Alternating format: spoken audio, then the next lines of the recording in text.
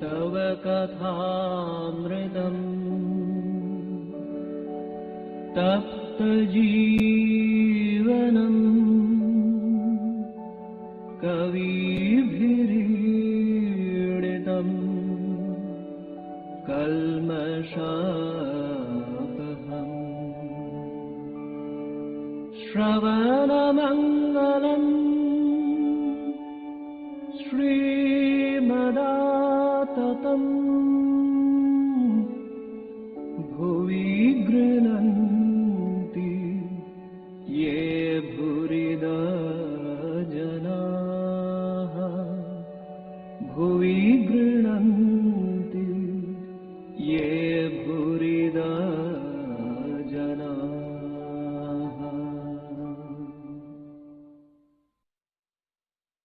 ॐ तव कथामृतं तप्तजीवनं कविभिरीडितं कल्मषापहं श्रवणमङ्गलं श्रीमदाततं भुवि गृह्णन्ति ये भूरिदा जना. We are studying the Gospel of Sri Ramakrishna, and we are in the conversations of Monday, December 17, 1883. And we are about to start a new topic today. Perhaps first time such topic is coming. M. Sir, what is the nature of the divine love transcending the three gunas? Love transcending the three gunas. Divine love. That means bhakti. Bhakti, Trigunatit bhakti. What is that? Now, how to define? Master, attaining that. So, if that love is something to be attained, not to be done, it to be achieved. And if we attain that, then what happens? So, that defines what is Trigunatit Bhakti. Attaining that love, the devotee sees everything full of spirit and consciousness. Both have the same meaning, Chinmay. Chinmay, filled with consciousness, filled with Chaitanya. So, spirit is one translation, not body, not matter, so spirit. And the second translation is the exact translation, Chaitanya, Chinmay, consciousness. Attaining that love, the devotee sees everything full of spirit and consciousness. To him, Krishna is consciousness. Krishna is not a particular person to him. If he has transcended the three gunas, then he is not devoted to a person. Krishna is the name. But what is that Krishna? Consciousness.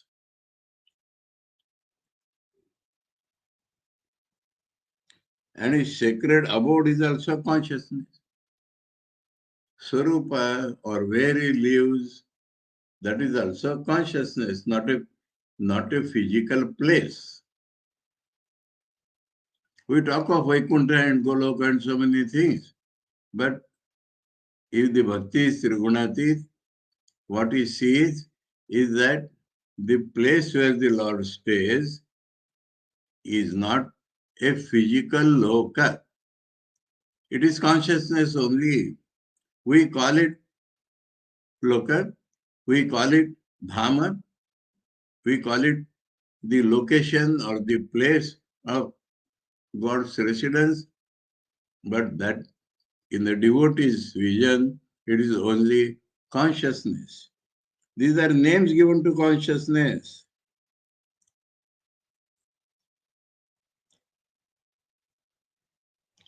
And another thing, when such a state comes, if he looks to himself, the devotee, he also does not feel he is a particular person made of body, mind and all that. He also is consciousness.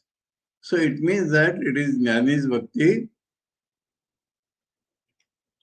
The devotee too is consciousness. Everything is consciousness. So after telling the details, again he says, everything is consciousness. Now what is everything here? Whatever mentioned or not mentioned is called everything. Whatever mentioned or not mentioned is called everything. People are consciousness. World is consciousness. So after describing Krishna is consciousness, his place is consciousness, he himself, the devotee himself is consciousness, then everything, wherever his eyes fall, is nothing but consciousness. Very few people attain such love, very few people. Because this is a state where the person has transcended his own individuality, where the person has transcended the individuality of his Ishtam, where the person has transcended his vision about world and about everything. So it is few people, very few people attain such love. Dr. Madhu, question was asked by M, but Dr. Madhu has understood Thakur's answer. So he says, the love transcending the three gunas means, in other words, that the devotee is not under the control of any of the gunas. Now the three gunas appear where matter is there, where only consciousness, the three gunas cannot operate. Consciousness, where is the place for difference in that consciousness? Consciousness is akhanda, ananta, partless, not whole, not made of parts, infinite, unbroken, one consciousness. So, the three gunas differentiate between the manifestations of matter and mind. That has no scope there. So, this Dr. Madhu has understood, and he says, in other words, that the devotee is not under the control of any of the gunas. Master smiling. Thakur is happy that he has understood it. Yes, that's it. Now, there is a fun here that in the Bengali, Thakur says ya. Ya is not normally in Bengali. English, instead of yes, stylistically they say ya. Now, whether Thakur meant that or Bengali itself happily accepts, so he says yeah, fine. So ya will mean fine. Yes. Yes, that's it. He becomes like a child, 5 years old. So we must see an example in the world. Not under the control of the gunas means what, like what. So Thakur gives an objective example. Like a child, 5 years old, not under the control of any of the gunas. And this he has explained several times. Whether sattva or raja or tama, he has no feeling. But it is like, but it is diagonally opposite. Huh? Child, because the gunatmak personality has not yet developed in him. So he is like that. And this person, the gunatmak personality has developed and transcended. But like child, so we can understand by looking at child, but the child is not under any gunas. But this devotee is not under any gunas, a matured, evolved, fully evolved devotee. So the similarity is there with the child. So this much was the topic. Fine. The master was resting after his noon meal. So this was from 8 o'clock onwards in the morning, in the second session now. The master was resting after his noon meal. Mani Mallik arrived and saluted him. Sri Ramakrishna remained lying on the couch and said a word or two to Mani. Mani, I hear you visited Keshav Sen. Master, yes, how is he now? Mani, he hasn't recovered to any extent from his illness. Because Mani was a member of the Brahma Samaj, and the Brahma Samaj annual function used to be held in his house, and Thakur has attended that. Master, I found him to be very Rajasic. Now the three gunas discussion came now. I had to wait a long time before I could see him. So that defines that he had to prepare his appearance before coming to Thakur. That Thakur identifies as Rajogun. Again and again, Thakur said, I'll go inside, and the devotees were checking him. No, no, no, he'll come, he'll come, he'll come. And with great difficulty, he came. So, to be prepared to meet a person who is so dear to one speaks of Rajogun. Thakur immediately distinguished that. Very Rajasi. I had to wait a long time before I could see him. After talking this much lying down, no formality, no gunas. The master sat upon the couch and continued his conversation with the devotees, including Manimalli. Master to M. Now he is describing the madness state where these gunas or social are not at all maintained. I became mad for Rama. I used to walk about carrying an image of Ramlala given to me by a monk. We know that there was a sadhu Jatadhari. He used to carry one 8-metal image of child Rama with him wherever he went, and he could see his living play. And Sri Ramakrishna also started seeing the living play. And then that Rama, living in that image, became attached to Thakur. He won't go. And so the sadhu said, he likes to live here. He has fulfilled me by giving darshan of his spirit or all-pervasiveness. So I am happy to leave him here. That is how that 8-metal image of Ramlala had come to Thakur. And Thakur used to carry him everywhere. I bathed it, fed it, and laid it down to sleep. Seeing him living, I carried it wherever I went. I became mad for Ramlala. Here in the footnote, it is said a brass image of boy Rama. It was made of 8 metals, Ashtadhatu image.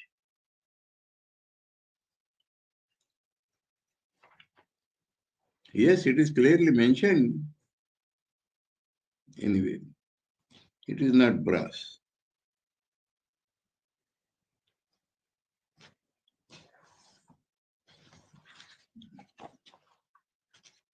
Oh, that day's conversation ends there, only with Rama.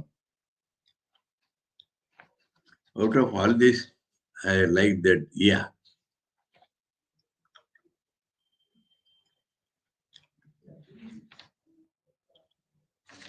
So now we shift to 18 December. In our English book, the new chapter is started. 17, M at Dakshineshwar. Because M has already come to live on the 14th. So 14, 15, 16, 17, he has been there. And now it is 18.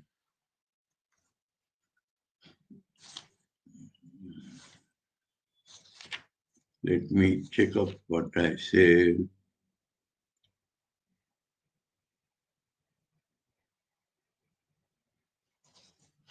Yes, okay. M has been staying. Huh? Tuesday, December 18, 1883, Sri Ramakrishna was seated in his room with his devotees. He spoke highly of Devendranath Tagore's love of God and renunciation, and then said, pointing to Rakhal and the other young devotees, Devendra is a good man. But blessed indeed are these young aspirants. So, it is a way of praising his disciples. So, if you praise somebody and say that they are superior, then one makes an idea. Because Devendra is a well-known man. People know him and they respect him. And so, talking about Devendra and then saying these young boys are superior has a definite meaning.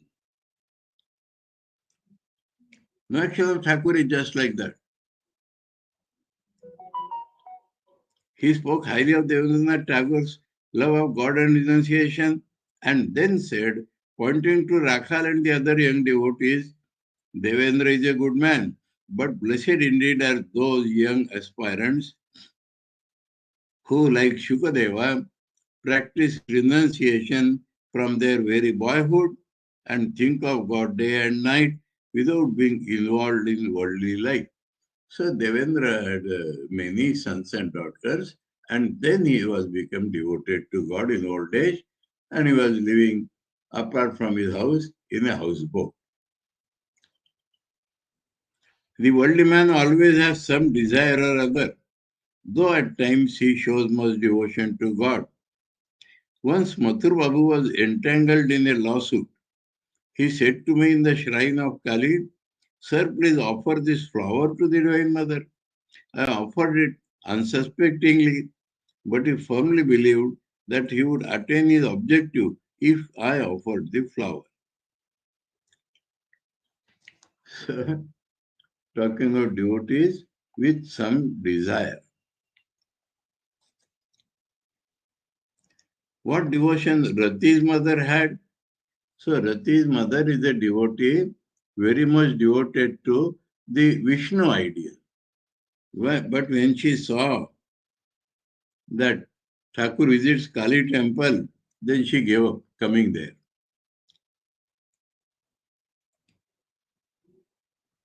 How often she used to come here and how much she served me. She was a Vaishnava. One day she noticed that I ate the food offered at the Kali temple because non-veg food it must have been. And that stopped her coming. Her devotion to God was one-sided. It isn't possible to understand a person right away. So he's seeing much devotion in her and then found that it is one-sided. It was a winter morning and the master was sitting near the east door of his room, wrapped in his moleskin shawl. He looked at the sun and suddenly went into samadhi. What will send him into samadhi? Absolutely no idea. Because he saw at the sun, so he went into samadhi. His eyes stopped blinking and he lost all consciousness of the outside world. After a long time, he came down to the plane of the sense world. So, this is something not found, not imagined in any person, whether mentioned in the Vedas or Vedanta or Gita or anywhere in any literature up till the advent of Sri Ramakrishna.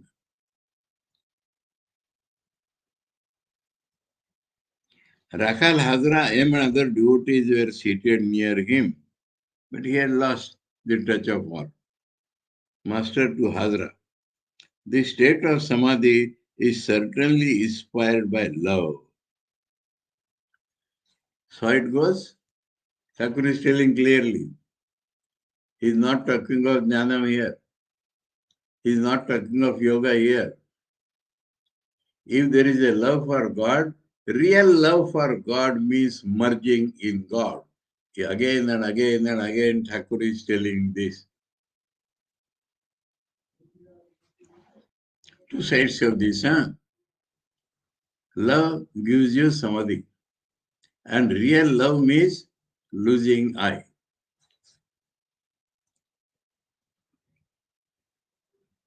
Once at Shambhadar, they arranged a kirtan at Natwar Goswami's house.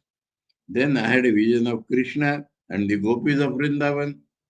I felt that my subtle body was walking at Krishna's heels. Let me just follow in Krishna. So he had several visions of different order also, bhava also, of particular incidents in God's life when he came as incarnation. So that is another side of his personality. I went into Samadhi when similar devotional songs were sung at the Harisabha in Joda Sanko in Calcutta. That day they feared I might give up the body. So deep was the Samadhi.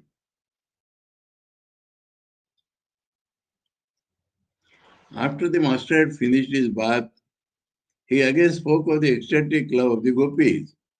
He said to him and the other devotees, one should accept the fervent attachment of the gopis to their beloved Krishna.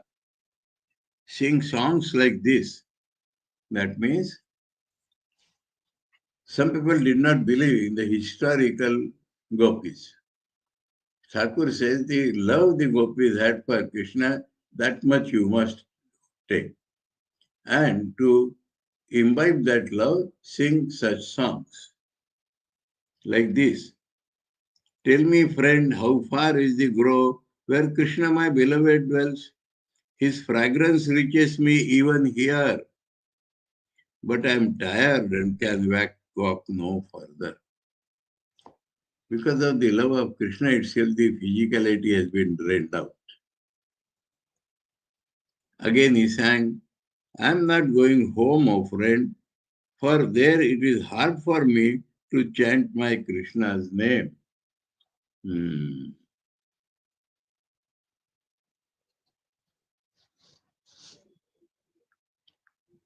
Hmm. Love of Krishna. Huh?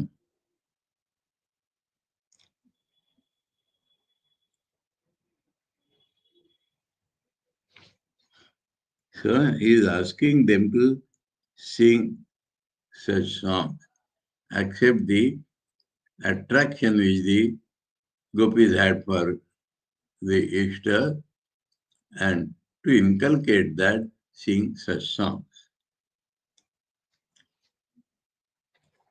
Sri Ramakrishna had vowed to offer green coconut and sugar to Siddheshwari, the Divine Mother, for Rakhal's welfare. He asked him whether he would pay for the offerings. Here we find certain things that in a physical sense, Master Masha is Sri Ramakrishna's son. Sri Ramakrishna asking all such things only to Master Masha. And Master Masha fulfilling all those things. Rakhal is Sri Ramakrishna's son purely in a spiritual sense.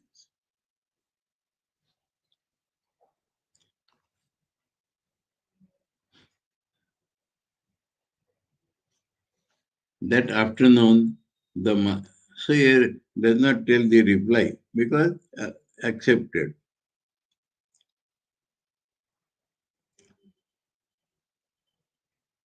Oh,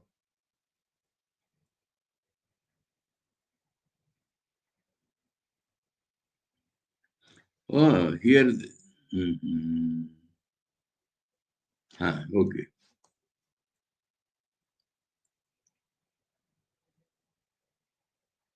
There is slight difference in the toning. He asked him whether he would pay for the offering. He asked him to pay for the offering. That is according to original Bengali. There is no whether. is directly you pay for the offerings. That makes some difference, isn't it?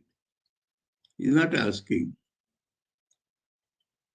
That afternoon, the master, accompanied by M. Rakhar and some other devotees, set out in a carriage for the temple of Siddheshwari in Calcutta.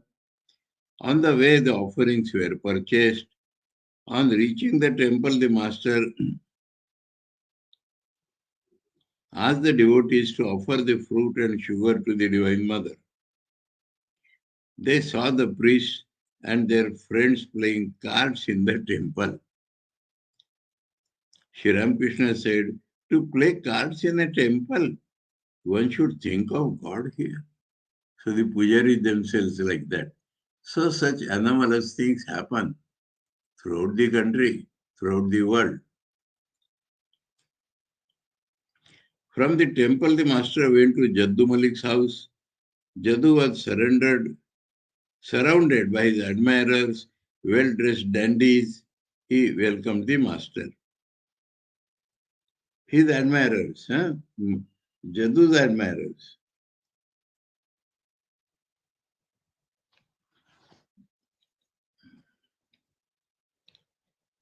Master, with a smile, why do you keep so many clowns and flatterers with you? Directly in their presence, Thakur is telling Jaddu, because he loved Jaddu. Jaddu smiling, that you may liberate them. So he is a witty person. Why you keep them? You will come and liberate them. That's why I am keeping. That is not the exact answer, but that is what is the witty answer. Laughter. Master.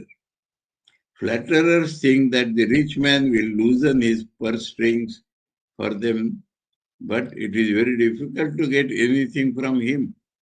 Once a jackal saw a bullock and would not give up his company. The bullock roamed about and the jackal followed him. The jackal thought, there hang the bullock's testicles. Sometime or other they will drop to the ground and I shall eat them. When the bullock slept on the ground, the jackal lay down too, and when the bullock moved about, the jackal followed him. Many days passed in this way, but the bullock's testicles still clung to his body. The jackal went away disappointed. Allah. So he's talking the real happenings with the flatterers. That also happens to flatterers.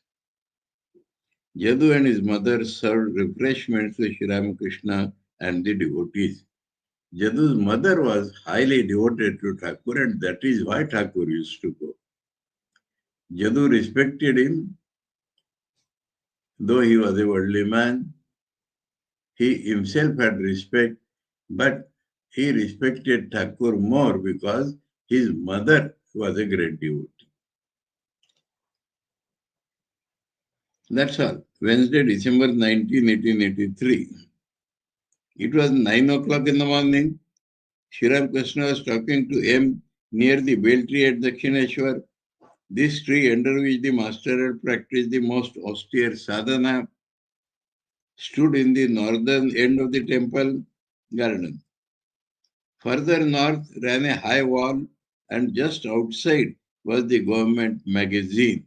Magazine means factory. It's also called ordnance factory. The factory of firearms and the explosives, that is that factory. West of the bell tree was a row of tall pines that rustled in the wind. That is also called Kasurina. Below the trees flowed the Ganges, and to the south could be seen the sacred grove of the Panchavati. That is south side. The dense trees and underbush hid the temples. No noise of the outside world reached the bell tree. Nowadays, that has been blocked. devotees are not allowed to go to the beltry. Master to him, but one cannot realize God without renouncing woman and gold. So, some talk was going on because it starts with but.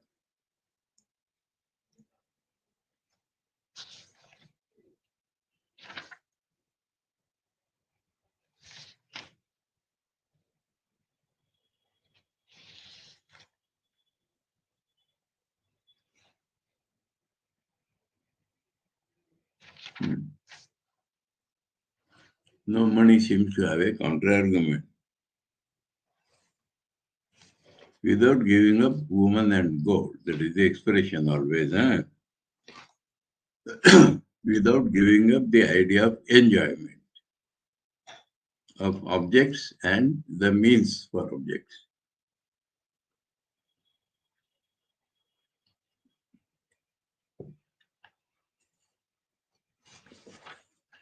M. Why did not Vasishtha say to Rama, "O Rama, you may renounce the world if the world is outside God"?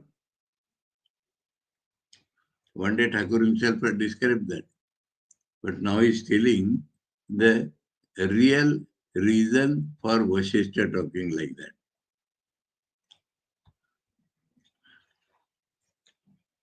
Smiling, Master, he said that to Rama so that Rama might destroy Ravana. So there was a divine mission. If Rama would have gone away to the forest, he would not have married even, and Ram-Ravan Yuddha would never have happened. So the gods had a mission that Rama would destroy Ravana. And for that, Rama had taken birth as a man, and so it was necessary that he remains in the house, marries, and then due to Mathura, this Kaikeyi's intervention, he had to go to the forest, and there Ravana will steal Sita, and in that pretext, Rama will kill Ravana. Because of this mission, Vasishtha knew that, and so he was stealing that. Rama accepted the life of a householder and married to fulfill that mission. M stood there like a log, stunned and speechless. Because one day Thakur had told this.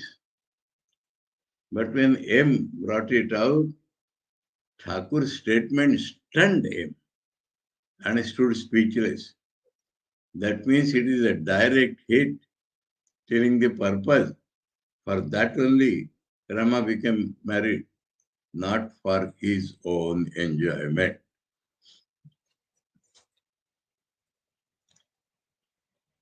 M stood there like a log, stunned and speechless.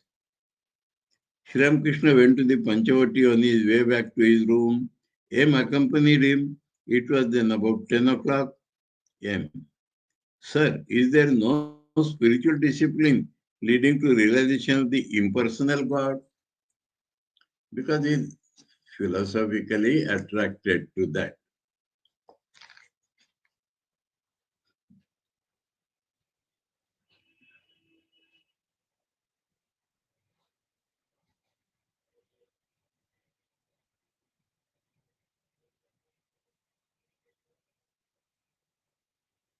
Bapre, they have tempered, they have changed.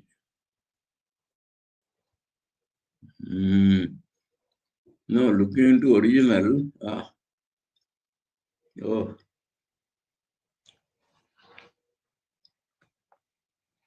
ज्ञान भक्ति दुई की होय ना. This bhakti for impersonal, whether jnana, knowledge, and bhakti, devotion, both cannot be obtained. That is the question. The question by M is, can jnana and bhakti, can they not be obtained together by the same person?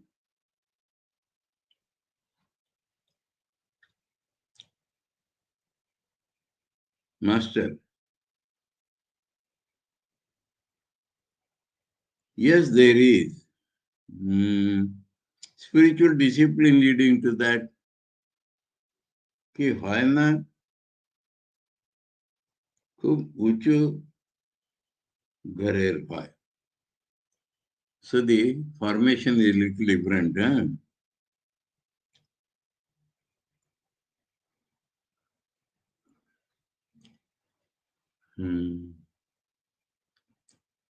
It happens in the case of people belonging to a very high sphere. It happens with people belonging to very high sphere. That could be the literal translation of what Thakur said. In the question or in answer, there is no spiritual discipline mentioned. But the path is extremely difficult. After intense austerities, the rishis of olden times realized God as their innermost consciousness and experienced the real nature of Brahman, that is the Nirguna. But how hard they had to work.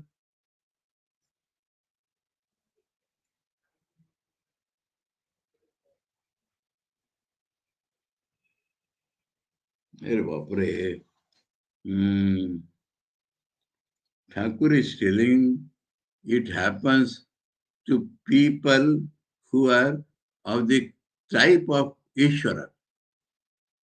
Example, Chaitanya Dev. Does not happen to the people belonging to the category of ordinary mortals.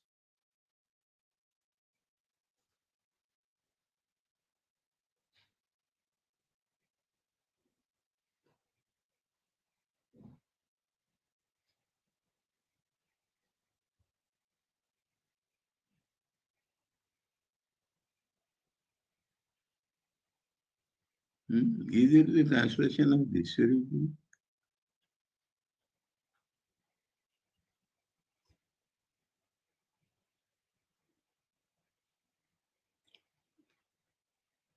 Where is this rishis?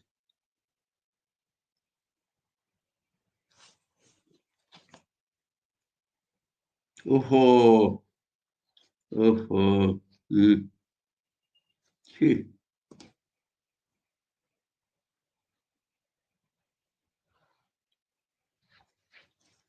No. What I was reading is not the translation of what I read in Bengali. A lot of matter from the Bengali has been skipped. And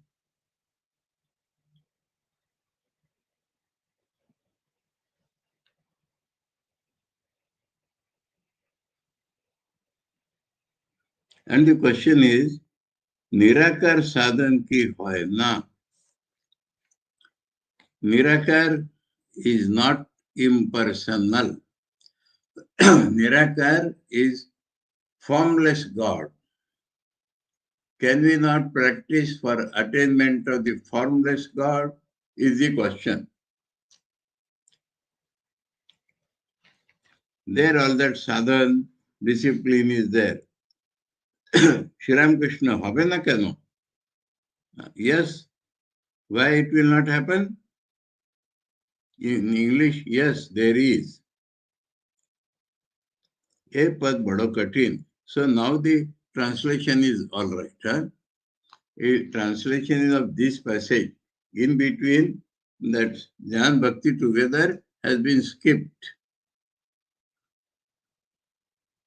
This I am finding for the first time, that so many of the passages are skipped in the English translation. Why? There is no knowing. And we are following the English translation. Sometimes because of doubt, I refer to the Bengali. And sometimes very strange things are seen. So, excuse me if I have gone away.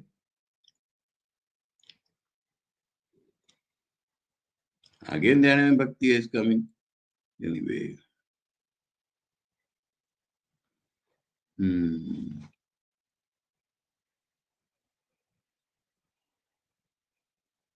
Hmm. Anyway, let us follow. Huh? Let us follow as it is in English. Yes, there is. Now we close the Bengali and follow as it is in English.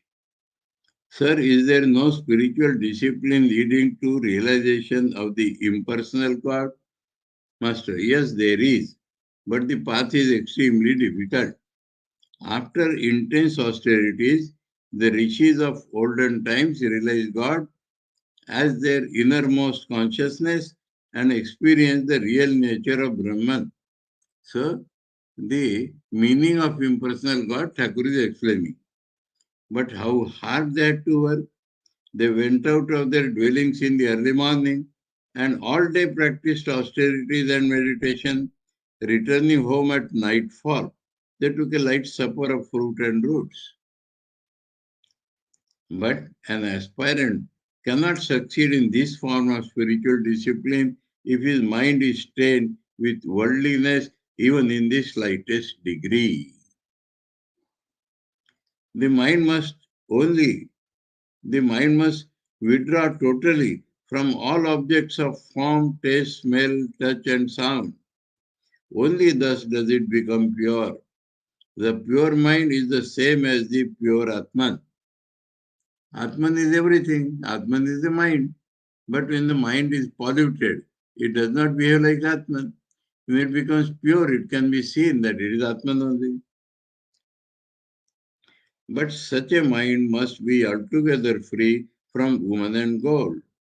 When it becomes pure, one has another experience.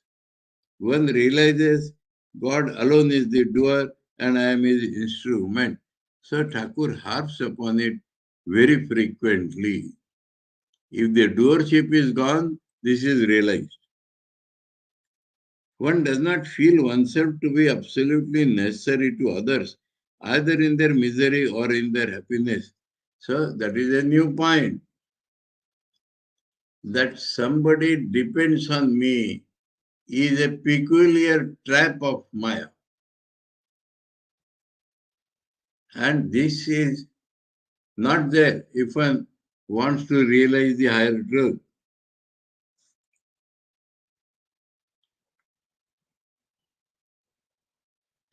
One does not feel oneself to be absolutely necessary to others, either in their misery or in their happiness. This one must imbibe.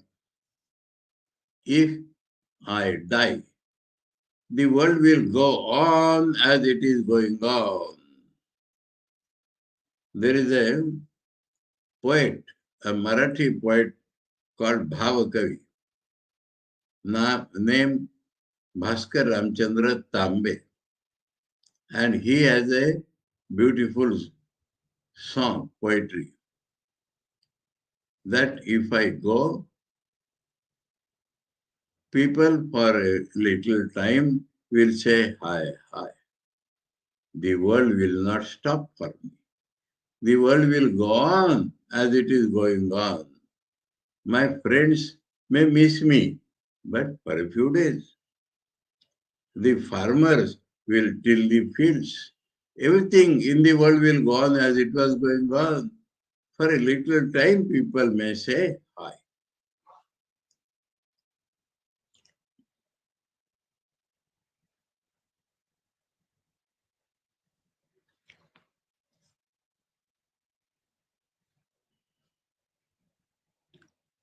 So, whether in misery or in their happiness.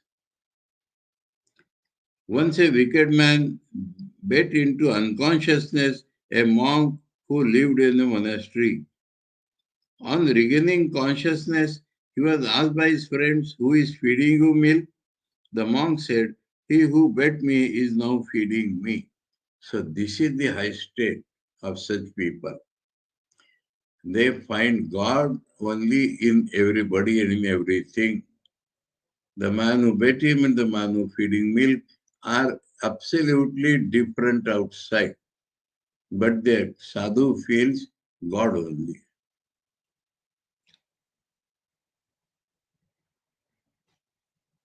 M. Yes, sir, I know that story. Master, it is not enough to know it. One must assimilate its meaning. It is the thought of worldly objects that prevent the mind from going into samadhi.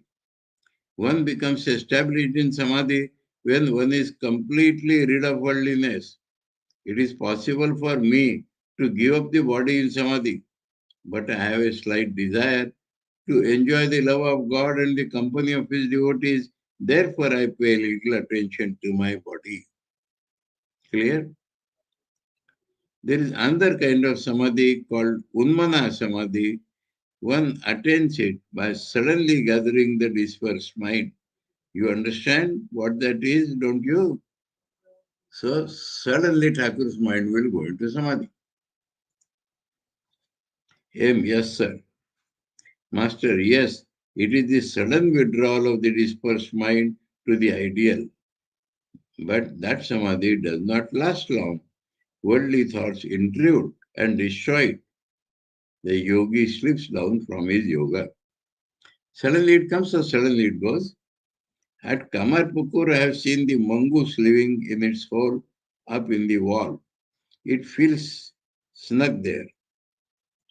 Sometimes people tie a brick to its tail, then the pull of the brick makes it come out of the hole.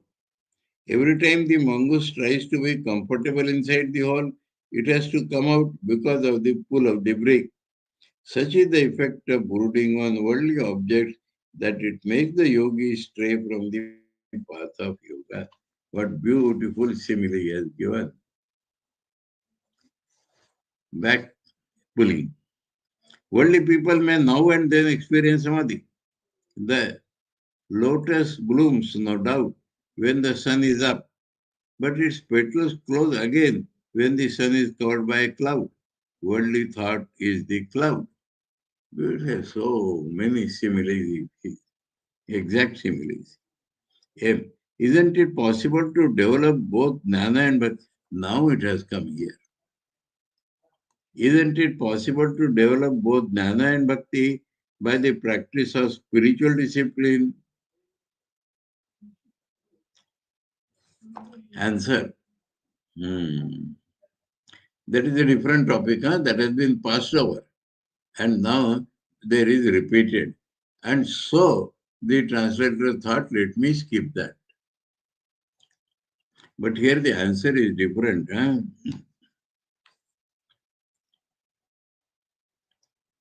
it was high sphere and all that. Here, Master, through the path of bhakti, a man may attain them both. Through path of bhakti, one will merge in God. And so, jnana will be realized. And bhakti already he has. If it is necessary, God gives him the knowledge of Brahman. So it is given by God. But a highly qualified aspirant may develop both jnana and bhakti at the same time. Such is the case with the Ishwar Kotis. Chaitanya, for example, but the case of ordinary devotees is different. There are 5 kinds of light: the light of a lamp, the light of various kinds of fire, the light of the moon, the light of the sun, and lastly, the combined light of the sun and the moon.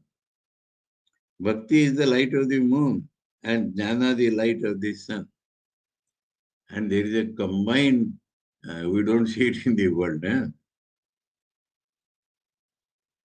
Sometimes it is seen that the sun has hardly set when the moon rises on Purnima days in the sky.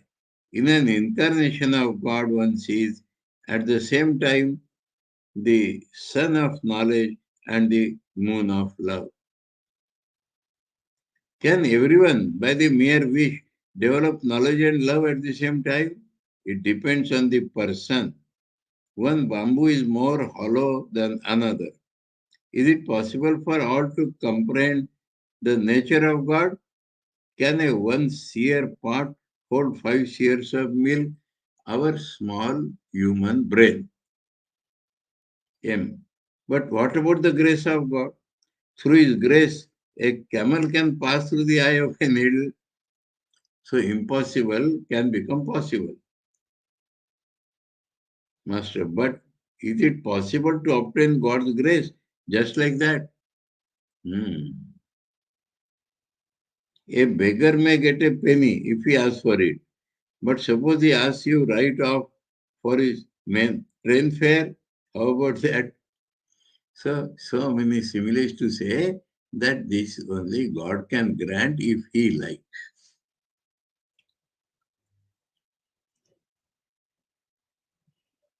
M stood silent. So 2-3 times it is happening now that things are going beyond M's normal expectations. The master too remained silent. Suddenly he said, yes, it is true. Through the grace of God, some may get both jnana and bhakti. So, yes, God can give it. So, it is not denied altogether, but in rare cases, when God wills so. M saluted the master and went back to the bell tree. M wanted to practice there. At midday, finding that M had not yet returned, Sri Ramakrishna started toward the bell tree. But on reaching the Panchavati, he met M carrying his prayer carpet and water jug. M saluted the master. Sri Ramakrishna said to him, I was coming to look for you. Because of your delay, I thought you might have scaled the wall and run away. I watched your eyes this morning and felt apprehensive lest he should go away like Narayan Shastri. That means he will not go away to his house, back. Narayan Shastri was a great scholar. And when he met Thakur, he understood that all this is only scholarship. I have to experience it. And he begged Thakur for sannyasa. And after sannyasa, he said, I will go away. So like that, Thakur is thinking whether that aims asking this question or that question will lead him to go and do sadhana in solitude.